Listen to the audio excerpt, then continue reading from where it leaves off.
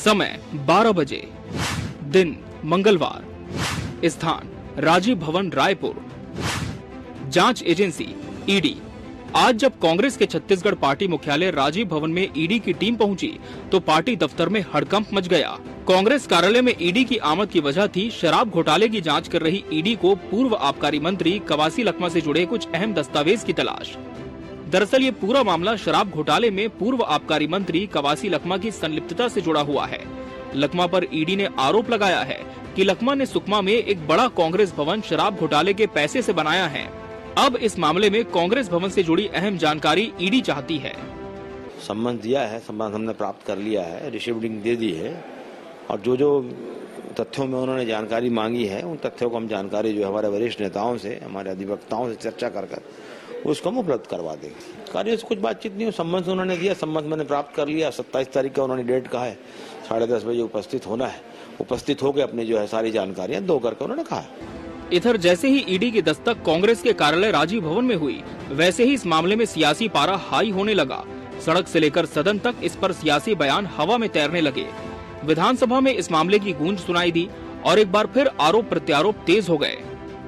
Court ने राज्य सरकार और सेंट्रल जितनी एजेंसी हैं, राज्य की एजेंसी है, उसके गाल में करारा तमाचा मारा है। मैं शुरू से ही मीडिया से बोलता रहा कि जब 2100 करोड़ की घोटाला का आप बात करते हैं तो अभी तक के रिकवरी तो 200 करोड़ का किए हैं। जितने लोग गिरफ्तार किए उसकी चल अचल संपत्ति मिला के 200 करोड़ का आप आरोप लगा रहे हैं 2100 करोड़ का। 2 साल से आप जांच कर रहे हो, सेंट्रल एजेंसी 2 साल से जांच कर रही है। पहले जो केस बनाया था उसको केस कर दिया था सुप्रीम कोर्ट ने, फिर एसीबी ने अपराध दर्ज कर दिया, फिर ईडी घुस गई। तो आप केवल लोगों को बदनाम करने के लिए जेल में बंद कैसे करके उसे बंद रखना है, ये और उसके अलावा कुछ नहीं है। ये नए नए गुफा छोड़ते रहेंगे। साल भर के छापा ही छापा पड़ रहा है।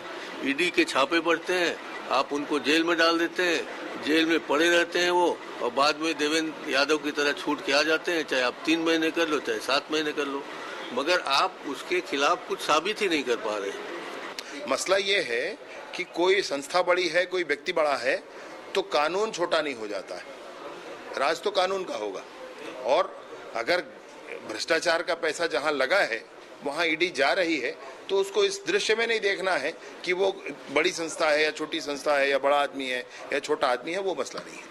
कांग्रेस सरकार के समय 2023 में शराब घोटाला सामने आया था। उसके बाद से कड़ी दर कड़ी केंद्रीय एजेंसियों का शिकंजा लगातार कांग्रेस पर कसा जा रहा है और अब कांग्रेस दफ्तर तक जांच पहुंच गई है। अब तक शराब घोटाले की आंच कांग्रेस नेताओं पर थी, लेकिन इस जांच ने अब कांग्रेस को भी कटघरे में खड़ा कर दिया है। Bureau report, TV 24 news.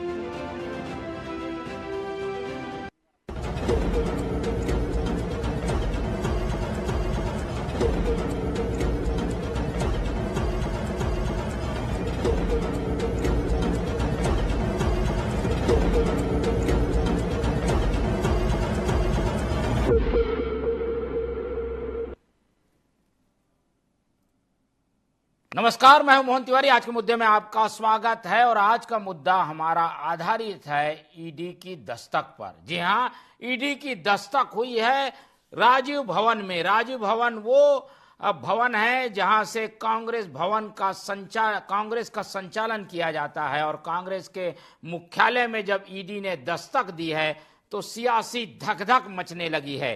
क्या है ये सियासी धकधक, किसके दिल में धकधक हो रही है और ये दस्तक की वजह क्या है, इसे ही आज हम डिकोड करने की कोशिश करेंगे, डिबेट के जरिए जानने की कोशिश करेंगे कि आखिर इस घटना का सियासी असर क्या होने वाला है और इसके पीछे क्या कोई सियासी मायने भी है। मिल लेते उन मेहमानों से जो इस चर्चा में हमारे साथ रहेंगे। हम बहुत स्वागत करेंगे, हमारे साथ मौजूद हैं इस पूरे प्रकरण का राजनीतिक विश्लेषण हमें समझाने के लिए वरिष्ठ पत्रकार अनिरुद्ध दुबे जी, बहुत स्वागत है आपका। बीजेपी का पक्ष रखने के लिए हमारे साथ मौजूद हैं गोपाल जी, बहुत स्वागत है आपका। और कांग्रेस का पक्ष हमारे साथ शेयर करेंगे सारिक रईस खान जी, बहुत स्वागत करेंगे उनका भी। तो तीनों मेहमान हमारे साथ हैं और जैसा कि हमने बताया कि एक बड़ा घटनाक्रम हुआ। आमतौर पर जांच एजेंसियां अब तक किसी बड़े पार्टी कार्यालय के दफ्तर में नहीं पहुंची हैं, लेकिन छत्तीसगढ़ कांग्रेस में ऐसा हुआ है कि कांग्रेस भवन से जानकारी लेने, यानी कांग्रेस से जानकारी लेने राजीव भवन पहुंच चुकी है ईडी। और ऐसे में एक बार फिर उंगलियां उठ रही हैं कि क्या कांग्रेस ने घोटाले के पैसे का उपयोग कर अपने भवन का निर्माण कराया। ये मामला है 2019 से 2022 तक हुए शराब घोटाले का और उसकी कड़ियां खोज रही है ईडी। ऐसे में जो सवाल हैं वो कांग्रेस भी पूछ रही है कि हमें क्यों परेशान किया जा रहा है, कांग्रेस का इससे क्या लेना देना है। इन्हीं सब बातों को हम जानने की कोशिश करेंगे। सबसे पहले इस घटने का क्या मायने हैं अनिरुद्ध दुबे जी से ही जानते हैं, फिर कांग्रेस भाजपा की ओर हम रुख करेंगे। दुबे जी, क्या बताता है, आपके स्मरण में कुछ आता है क्या कि कभी हुआ हो ऐसा जांच कि पार्टी भी अब जांच के घोटाले के पैसे में पार्टी की भी हिस्सेदारी और उसने अपना भवन निर्माण करा लिया, ऐसा आरोप लगाया जा रहा है। कितनी सच्चाई हो सकती है इसमें? देखिए क्या है कि पार्टी की जहां तक आप बात कर रहे हैं तो पार्टी को लेकर भी जो है सवाल उठते रहते थे, जांच होती रहती थी। चाहे आप लालू प्रसाद यादव जी जो बिहार के पूर्व मुख्यमंत्री थे आप ले लें, तो चारा घोटाला था तो उसमें यह है कि वो और उनकी पार्टी बहुत सारे उस पर सवाल खड़े हुए थे, ना भी व्यक्ति पार्टी पे भी। इधर जो है कांग्रेस का हम वहाँ पे कर रहे हैं तो हेराल्ड, नेशनल हेराल्ड वाली बात होती थी, तो निश्चित रूप से वो एक संस्थान ही था कांग्रेस का, वहाँ तक भी बात होती थी और उसको लेके भी बहुत लंबी बहस होती थी, चर्चाएं होती थी। खैर, बात अभी जो छत्तीसगढ़ की है हम उस पर आए। मुझे एक प्रसंग याद आ गया जो इस ईडी को लेके आप बातचीत कर रहे हैं। 2023 के मध्य में जब ईडी की छत्तीसगढ़ में दस्तक हुई थी तो पूर्व तो नहीं, तब तत्कालीन मुख्यमंत्री थे भूपेश बघेल जी, उन्होंने कहा था ईडी जो है विधानसभा चुनाव कराकर ही जाएगी। तो 2018 का विधानसभा चुनाव हुआ, ईडी नहीं गई। फिर लोकसभा चुनाव निपटा, ईडी बनी रही। अब यह है कि नगरीय निकाय और त्रिस्तरीय पंचायत चुनाव भी निपट गया, लेकिन ईडी जो है बनी हुई है। मतलब ईडी का जो क्रम है वो जो छत्तीसगढ़ में रुक नहीं रहा है। और जहाँ तक कि मोहन जी, मेरा ये अनुमान है कि ये जो क्रम जो है ये अभी रुकने वाला भी नहीं है और ये जारी रहेगा। और दूसरी बात यह है कि जहाँ तक के जो है कांग्रेस का भी पक्ष आया है, तो सुशील आनंद शुक्ला जो कांग्रेस के वरिष्ठ प्रवक्ता हैं, देखिए रायपुर में 2 कांग्रेस भवन है, तो राजीव भवन और एक दूसरा जो है पुराना कांग्रेस भवन। जब देश आजाद नहीं हुआ था तो उस समय निर्माण हुआ था।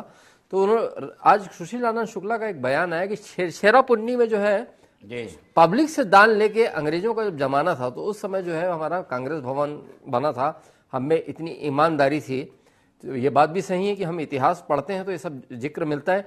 लेकिन अब ये सोचने का विषय है, किसी पार्टी विशेष की बात नहीं है, यहाँ पे कांग्रेस की बात नहीं है, भाजपा की बात नहीं है, बात भव्यता की है।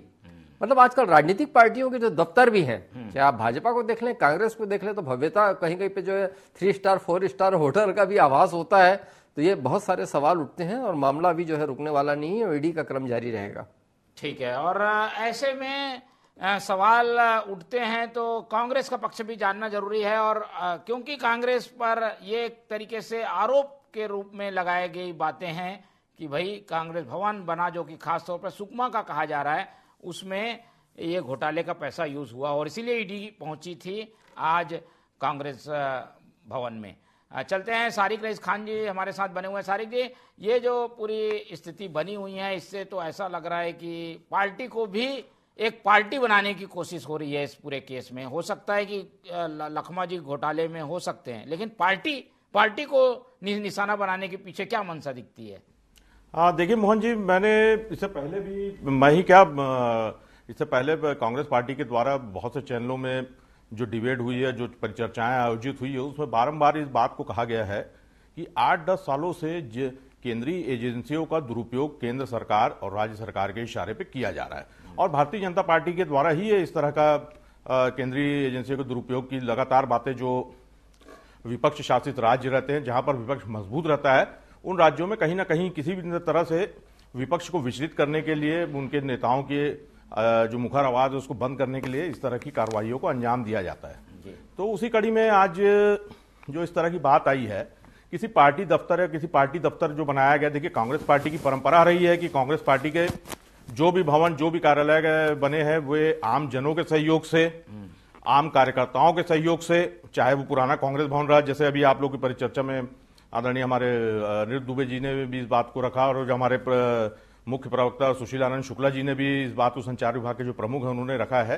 कि आप इतिहास देखेंगे तो जो हमारा ऐतिहासिक जो कांग्रेस भवन है, जो अभी अभी ही निर्मित हुआ, नहीं तो वो विगत कई सालों से 25-30 सालों से हम भी वहीं उसी भवन में जा रहे हैं, वो देख रहे थे जिस स्वरूप में बना था उसी स्वरूप में, चाहे संसाधन उसमें रहे ना रहे, कम रहे ज्यादा रहे उसको, लेकिन पार्टी के जो निष्ठावान कार्यकर्ता, जो एक हमारे जो पार्टी की जो जितनी भी गतिविधियां रही हो, चाहे वो विपक्ष में रहते रही हो या चाहे सरकार में रहते हुए, तो उन गतिविधियों को वहीं से अंजाम दिया गया, चाहे वो कम सुविधाओं में रहे, लेकिन पार्टी के कार्यकर्ताओं ने पूरी निष्ठा के साथ, पूरी लगन के साथ, पूरी उत्साह के साथ जो सुविधाएं मिल रही थी उसी सुविधाओं में रहते हुए, चाहे अभावों में और धन संसाधनों की कमी के बावजूद अपने उत्साह में किसी तरह की कमी नहीं आने दी और लगातार जो भारतीय जनता पार्टी की जन विरोधी नीतियों के खिलाफ अपने संघर्ष को वहीं से अंजाम दिया।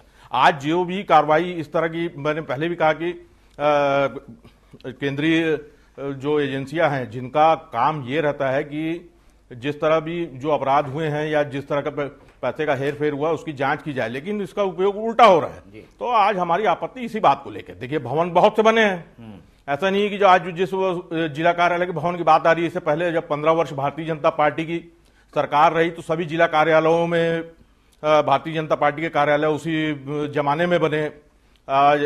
1 रुपए में जमीन लेकर एकात्म परिसर में जो भारतीय जनता पार्टी का कार्यालय चल रहा है और उसके आसपास सैकड़ों दुकानें हैं जहां आज वहां से हजारों लाखों रुपए किराया आ रहा है। तो इन सब बातों की भी ईडी को अगर जांच करना तो इसकी भी जांच करना चाहिए कि कैसे 5 स्टार नुमा उनका देवपुरी में भारतीय जनता पार्टी का जो प्रदेश मुख्यालय है जहां से उनकी गतिविधियां अंजाम हो रही है उस पर भी ध्यान देना चाहिए। कुल मिलाकर यह छवि खराब करने की कोशिश और पार्टी को निशाना बनाने की कोशिश इस कार्रवाई में दिखती है, ये कांग्रेस की ओर से बयान है। गोपाल जी की ओर चलते। गोपाल जी, ये तो हम सुन कर थक गए कि भाई ईडी का उपयोग आप लोग अपने राजनीतिक हथियार के रूप में कर रहे हैं, और इस बार भी जब हुआ है कि दफ्तर तक आप लोग की ये जो ईडी है वो पहुंच गई है, तो बीजेपी से सवाल यही पूछे जा रहे हैं कि आखिर ये ऐसी क्या आफत आ गई कि कार्यालय से भी पूछताछ आप लोग कर रहे हैं।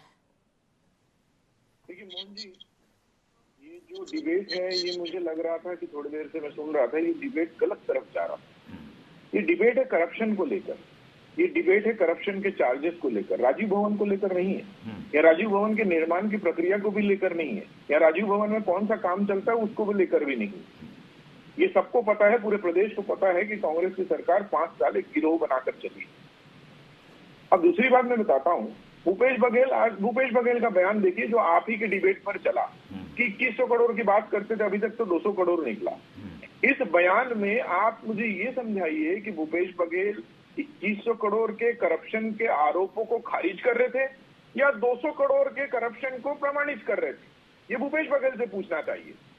इसमें तो साफ साफ उन्होंने 200 करोड़ का तो प्रमाणित कर दिया कि हाँ भाई 200 करोड़ रुपए निकले हैं। नहीं, ये कुल संपत्ति उन्होंने गोपाल जी उन्होंने बताई है कि जितने लोग पकड़ाए हैं करीब 18-19 लोग, उन सबकी कुल संपत्ति होती है 200 करोड़। तो सारी संपत्ति तो घोटाले से नहीं कमाई होगी, ये कह रहे हैं वो। बिल्कुल ऐसा नहीं कहा उन्होंने, बोला अभी तक तो 200 करोड़ ही निकला। हाँ। उनके बयान को ठीक से आप एक बार रीटेक करके सुनिए और सुनाइए जनता को। उन्होंने कहा कि 200 करोड़ ही निकले हैं अभी तक तो उनको उम्मीद है कि बाकी 1900 करोड़ निकलेंगे, तभी तो वो 200 करोड़ को प्रमाणित कर रहे हैं। और दूसरी बात, भूपेश बघेल को एक लाइन में आप अभी पूछेंगे कि 200 करोड़ में कितने शून्य लगते हैं तो नहीं बता पाएंगे। मेरे प्रवक्ता साथी कांग्रेस के शरीक रईस खान जी से भी पूछेंगे ना 200 करोड़ में कितने शून्य लगते हैं तो वो भी शायद नहीं बता पाएंगे। ये जनता की गाड़ी कमाई का 200 करोड़ रुपए है, ये जनता के मेहनत का 200 करोड़ रुपए है, जिसपे आज भूपेश बघेल प्रमाणित करते नजर आए कि भाई 200 करोड़ तो निकले ही है। और करप्शन के चार्जेस किस पे लगे हैं और किस विषयों पे लगे हैं और किन विषयों को लेकर लगे हैं, आप चरणदास महंत जी का बयान सुन लीजिए कि देवेंद्र यादव तो जमानत पे बाहर, मतलब देवेंद्र यादव जेल से बाहर आ गए तो सभी बाहर आएंगे। देवेंद्र यादव जमानत पर बाहर आए हैं, जमानत पर, ना कि बरी होकर बाहर आए हैं। और आज 2-2 साल से कांग्रेस के नेता जेल में हैं, ना उन्हें जमानत मिल रहा है, ना उनकी सुनवाई हो पा रही है। क्यों नहीं हो पा रही है? राजनीतिक बयान देना अलग बात है, लेकिन मैं आपके सामने इस चैनल, आपके लोकप्रिय चैनल के माध्यम से कहना चाहता हूं, अगर कोर्ट में जमानत नहीं मिल रही है, इसका मतलब साफ है कि सबूत पुख्ते हैं। सबूत जब पुख्ता होता है तभी जमानत नहीं मिलता। 2-2, 2.5 साल से इनके नेता जेल में बंद है। अभी शरीक रईस जी से पूछिएगा कि इनके कोषाध्यक्ष रामगोपाल अग्रवाल जी कहाँ हैं, तो अभी दूसरे, तीसरे, चौथे, 5वें बातों पर चले जाएंगे, लेकिन सीधा सीधा जवाब नहीं दे पाएंगे कि कांग्रेस का कोषाध्यक्ष पिछले 1.5 साल से फरार क्यों है और किस लिए और कहाँ है। तो ये करप्शन पे बात है, ये राजीव भवन पे बात नहीं है। कृपया डिबेट को मोड़कर दूसरे तरफ ना ले जाएं। मेरा निवेदन है कि करप्शन के चार्जेस हैं, करप्शन पे बात करें। अपने सफाई देना है तो करप्शन पे सफाई दें, अपने सफाई देना है तो बताएं।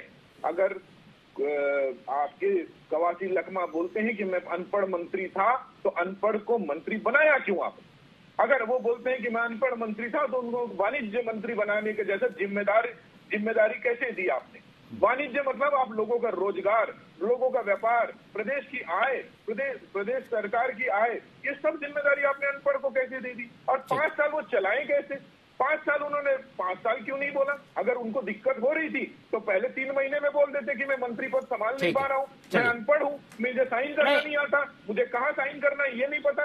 3 महीने पहले नहीं बोले। वो जब जेल में फंसते नजर आ रहे हैं, जब ईडी की गिरफ्त उन पे है, जब उन पे करप्शन के आरोप तय हो रहे हैं, तब उनको ठीक है। गोपाल जी, इसमें एक कुछ ऐड कर दूं कि ईडी ने जो जानकारी दी है उसके मुताबिक उन्होंने 4 बिंदुओं पर कांग्रेस से जानकारी मांगी है। एक तो ये कि सुकमा में जो कांग्रेस भवन बना वो कब से स्टार्ट हुआ और उसका ठेकेदार कौन था और लैंड परचेस कितने का हुआ और जो फंड है उसका सोर्स क्या है, ये सारी चीजें पूछा है। तो एक तरीके से कांग्रेस से केवल कांग्रेस भवन के बारे में ही ज्यादा पूछताछ हो रही है, ऐसा लग रहा है। इसलिए ये बात बार बार कांग्रेस भवन के आसपास घूम रही है।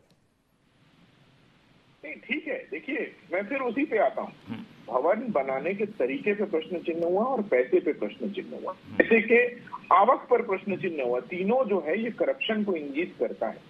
अगर 2100 करोड़ का शराब घोटाला हो, चाहे 5000 करोड़ के आसपास का कोयला घोटाला हो, चाहे महादेव सट्टा ऐप हो, चाहे ये सारी चीजें करप्शन को इंगित करती है। और मैं बार बार यही बोलना चाहता हूँ, करप्शन पे सफाई देना चाहिए। ठीक है, चलिए सारिक जी के पास आता हूँ, फिर अनिरुद्ध जी से सीधा सवाल। ये चुनाव तो सब खत्म हो गया सारिक जी, अब अगर मान लो कोई जांच हो रही है, उसकी जांच के लिए कोई टीम जाती है, इसमें सियासत कहाँ से आ गई?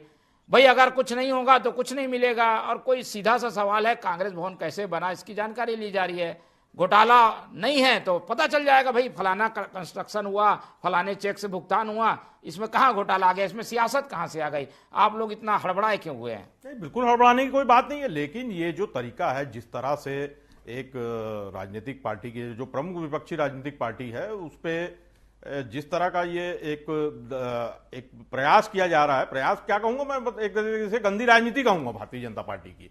क्योंकि जिस तरह से ये जो जांच की कार्रवाइयों को अंजाम देते, हमें जांच से कोई आपत्ति नहीं है, जांच की आपत्ति इससे पहले भी भारतीय जनता पार्टी ने कई तरह की थी। हमें बात इस बात की है कि जब जांच होनी चाहिए तो जो 150 करोड़ के जो भवन बने हैं, जो और भी लग्जरी 5 स्टार सुविधा युक्त भवन बने हैं, लाखों रुपए किराया आ रहा है, 1 रुपए में जनहित के कार्यों के लिए कार्यालय लेकर लाखों करोड़ों रुपए किराया वसूला जा रहा है, उन सब बातों की भी जांच होनी चाहिए। अब दूसरी बात, आदरणीय प्रवक्ता महोदय ने कहा कि 200 करोड़ 500 करोड़ में कितने जीरो, तो ये सब जीरो गिनने का काम हमारा नहीं है। ये तो भारतीय जनता पार्टी के जो कार्यालय में बैठी सरकार है, जो पर्ची सरकार बोल दीजिए या कठपुतली सरकार जो दिल्ली के इशारे पे चलती है, और वहां से ही वो जीरो गिनने का काम इन्हीं के मुबारक हो। इनके जो सिपा सलार लोग जो रणनीतिकार बैठे हैं वही करें, हमें इससे कोई मतलब भी नहीं है।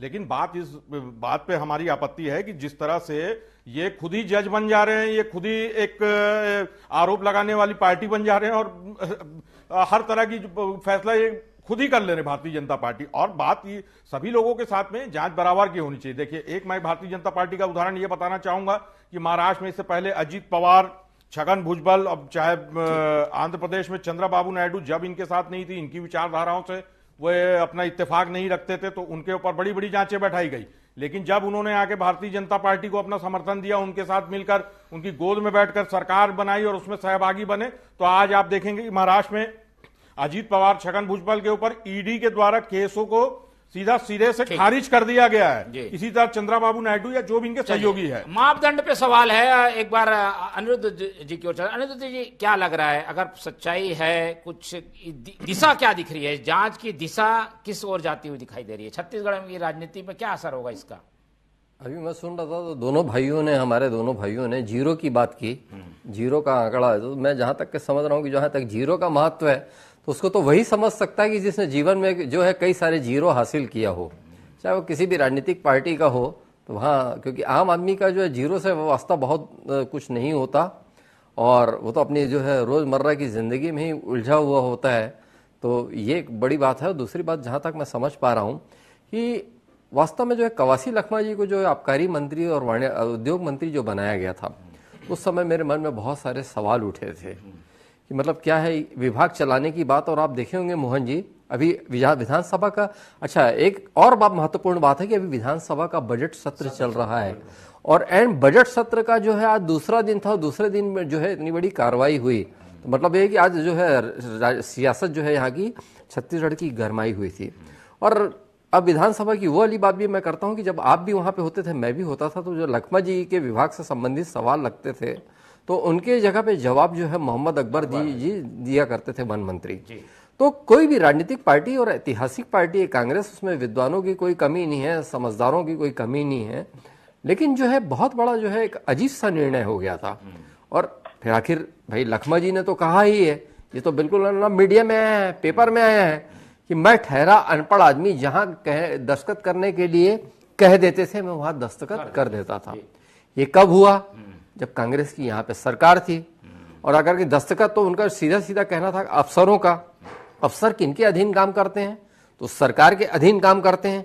तो मैं ये नहीं कह रहा हूं कि सरकार के कहने पे जो है अधिकारी जो है बिल्कुल ये सब करते थे, लेकिन पूरा जो है देखिए क्या है कि आप अगर कोई किसी जागरूक और कोई मतलब जागरूक, लखमा जी बहुत समझदार हैं और उनकी योग्यता पे कहीं कोई शक नहीं है, लेकिन मामला वही एजुकेशन का है और पढ़ाई का है, और उसका जो है उसका वो है, उसका अपना एक बहुत अलग महत्व रखता है। ये अलग बात है कि लखमा जी जब बने थे मंत्री तो प्रियंका गांधी जी ने भी ट्वीट करके जो है मतलब बधाई दी थी, और एक बार कहा था कि मतलब आखिरी पंक्ति के लोगों को भी हम मौका देते हैं, मिलना चाहिए, उससे कहीं कोई इंकार नहीं है।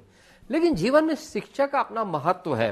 और दूसरी बात, मैं पहले भी मैं डिबेट में मोहन जी कहता रहा हूं कि जो इतना बड़ा, देखिए बात सुकमा की हो रही है ना, सुकमा का जो है वहां पे जो कांग्रेस भवन बना उसको लेके जो उसकी बात हो रही है, उसकी जो जांच जो है भव्य बना है, उसकी पूछताछ रायपुर में हो रही है। मेरा यही कहना है कि आप जो है इतना बड़ा जो, और उसी के उसमें लखमा जी घेरे में है। और दूसरी बात, वो आबकारी मंत्री होते थे, तो इतना बड़ा ब्रेवरेज कॉर्पोरेशन का जो है पद, कम से कम उसमें किसी बुद्धिमान आदमी को बैठा दिए होते तो विचार विमर्श की वहां पे गुंजाइश होती। ठीक है, चलिए कुछ चूक हुई है, ये एक बात सामने आ रही है, लेकिन कांग्रेस भवन बनाने वाली ऐसी पार्टी जो कि लोगों के चंदे से, यानी कि छिरछिरा पुन्नी के पैसों से कांग्रेस भवन बनाने वाली पार्टी में ये आरोप लगाना कि भाई उसने कांग्रेस भवन घोटाले के पैसे से बनाया, ये थोड़ा सा ज्यादा अतिशोक्तिपूर्ण लगता है, और इसीलिए सवाल उठा है। गोपाल जी, ये दोनों कॉम्बिनेशन, कांग्रेस ऐसी थी पहले 1940 में जो कांग्रेस भवन बना है छिरछिरा पुन्नी के पैसे से, और आज सुकमा का जो कांग्रेस भवन बना है उस पर सवाल उठ रहे हैं। क्या ये विरोधाभास नहीं है? बहुत बड़ा विरोधाभास है। जो कांग्रेस की नींव जो कहते हैं एओ में रखी और उसके बाद गांधी जी का बड़ा प्रभाव रहा, तो महात्मा गांधी जी ने शराब से हमेशा शराब को सामाजिक बुराई माना, और आज आश्चर्य देखिए उसी सामाजिक बुराई के पैसे के बल पर कांग्रेस का भवन बन रहा है, और वही राजीव गांधी के नाम पर और उनके परिवार के नाम पर। वही कितना बड़ा विरोधाभास। इन्होंने तो गांधी जी के विचारों को छोड़ दिया, इसके तो विचार ही पैसों से आधारित और पैसे पे आधारित, ये दोनों बात पर विचार इनके टिक गए।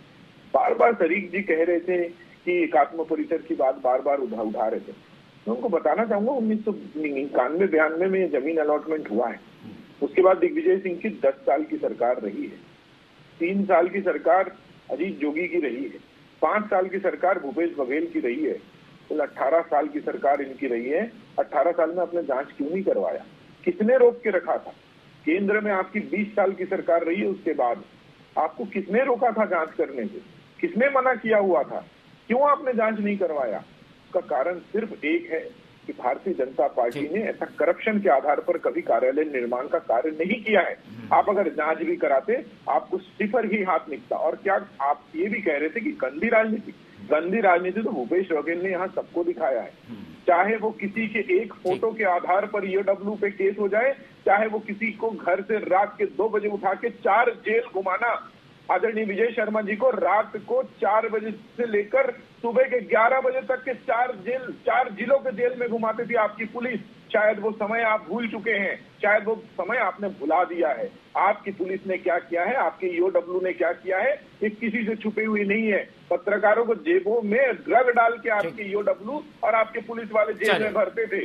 वो समय काल आप भूल चुके हैं, थोड़ा याद करिए, ज्यादा पुरानी बात सारी जी। ये आरोप पार्टी पर अभी नहीं है, लेकिन पूछताछ हो रही है। पार्टी इसमें किस तरीके का सहयोग करेगी? क्या जांच में पूरा सहयोग रहेगा, या पार्टी से मुद्दा बनाकर, हम देखते थे ईडी दफ्तर के बाहर प्रदर्शन धरना हो जाता था, इस बार क्या रुख है कांग्रेस का? देखिए, कांग्रेस का रुख मैंने पहले कहते, कांग्रेस की जो स्थापना हुई थी वही अंग्रेजों के खिलाफ संघर्ष को लेकर, उस समय भी इसी तरह की वैचारिक अभिव्यक्ति से लेकर हर तरह की एक गुलामी की जो पराकाष्ठा थी उसको तोड़ने के लिए हुई थी। और रही बात इन्होंने गांधी जी की करी, तो गांधी जी के हत्यारों का महिमा मंडन और उनको एक हीरो की तरह पेश करने वाली पार्टी के द्वारा गांधी जी का नाम ना ही लिया जाए तो एक बहुत बेहतर है, क्योंकि गांधी का उपयोग होगा केवल और केवल एक फोटो, और उससे ज्यादा उनके विचारों को तो इन्होंने पूरी तरह से त्याग दिया है। आज भी वो गांधी के विचारों की कहीं ना कहीं, जैसे उस समय गोडसे ने हत्या किया था, आज भी उनके संगठन भारतीय जनता पार्टी द्वारा भी उनके विचारों की तिल कर हत्या की जा रही है। देखिए, मेरा कहना यही है मोहन जी कि देखिए, अब मैं इस पे भी आता हूं। देखिए, ये बात कर रहे हैं, बड़ा मेन मुद्दा मैंने पहले ही कहा कि आज जो प्रदेश में इनकी एक सरकार चल रही है, दिल्ली से हो या चाहे भी इनके आला कमान से संचालित हो रही, तो आज प्रदेश में महंगाई की जो स्थिति है, बिगड़ती कानून व्यवस्था की स्थिति है, और जो इनके द्वारा भ्रष्टाचारों को अंजाम दिया जा रहा है, उस चूंकि बजट सत्र चल रहा है, ठीक है, तो उसमें कहीं ना कहीं तो उसमें ध्यान हटाने के लिए कर रहे हैं। और मेरी एक बात और है कि ये इस सुकमा में बने भवन के लिए इतना ये हो हल्ला कर रहे हैं, तो ये एक जांच ये भी करा ले कि जो मोआ ओवर ब्रिज करोड़ों का बना था, जो दूसरे दिन उसके मुद्दों से ध्यान भटकाने के लिए आप लोग कर रहे हैं। गोपाल जी, जल्दी 30 सेकंड है केवल, बोल दीजिए। बस्तर में एक पत्रकार साथी की हत्या हुई थी, नृशंस हत्या, उसमें भी 120 करोड़ भ्रष्टाचार ऐसी सड़क का आरोप लगा, जल्दी गोपाल जी जांच करे। मैं कांग्रेस के प्रवक्ता डालने का प्रयास कर रहे हैं, जमानत के मांग रहे थे विधानसभा में क्वेश्चन पूछने के लिए, वो खुद से क्वेश्चन पूछते या दूसरे का क्वेश्चन पूछते? कोर्ट का विषय है, माननीय न्यायालय अपना काम करेगी। आप माननीय न्यायालय और न्यायाधीश बनकर अपना फैसला मत दीजिए ना। उन्हें लोकतांत्रिक प्रक्रिया आती है या नहीं आती है, पहले तो आप ये स्पष्ट करिए। एक तरफ उसके ऊपर शिकंजा कर, चलिए, ध्यान तो नहीं भटकाने के लिए कर रहे हैं आप लोग, ये पूछना चाह रहे हैं, ये कह रहे हैं कि ध्यान भटका रहे हैं आप लोग मूल मुद्दों से।